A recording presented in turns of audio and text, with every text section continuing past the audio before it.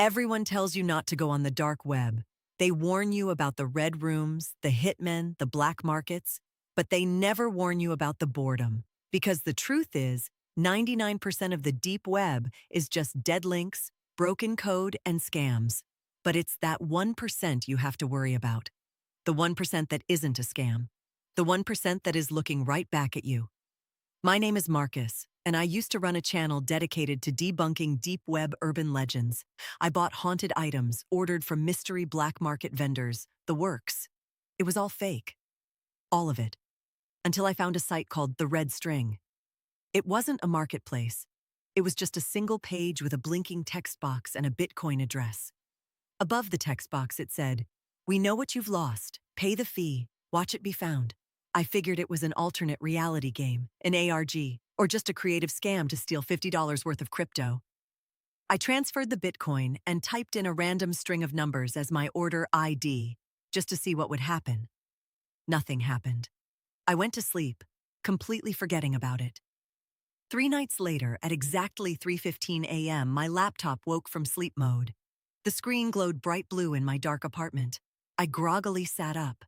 I had a single new email from a heavily encrypted Proton mail address.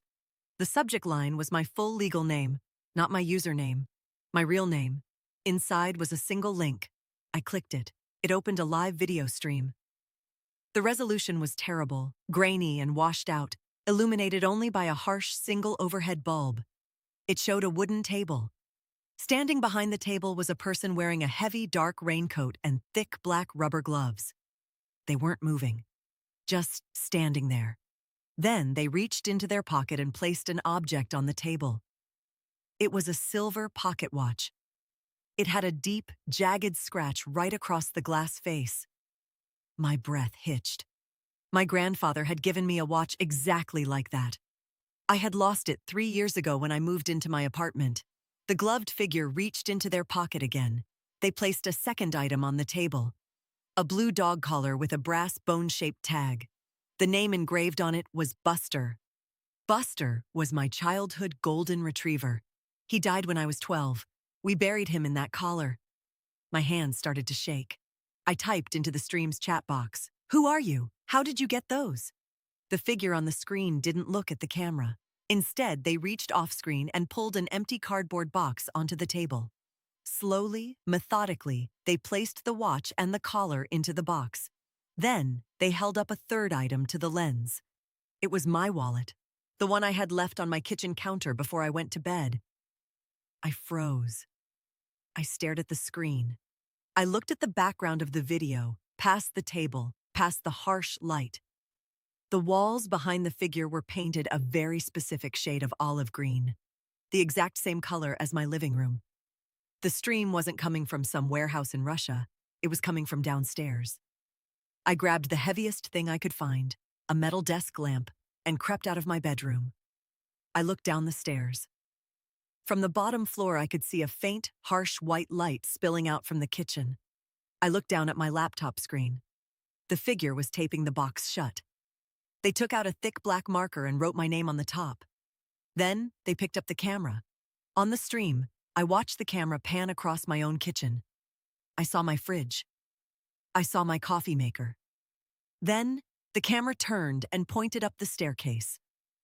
On the right side of my screen, the live stream, I saw myself, standing at the top of the stairs, holding a lamp, staring down in absolute terror.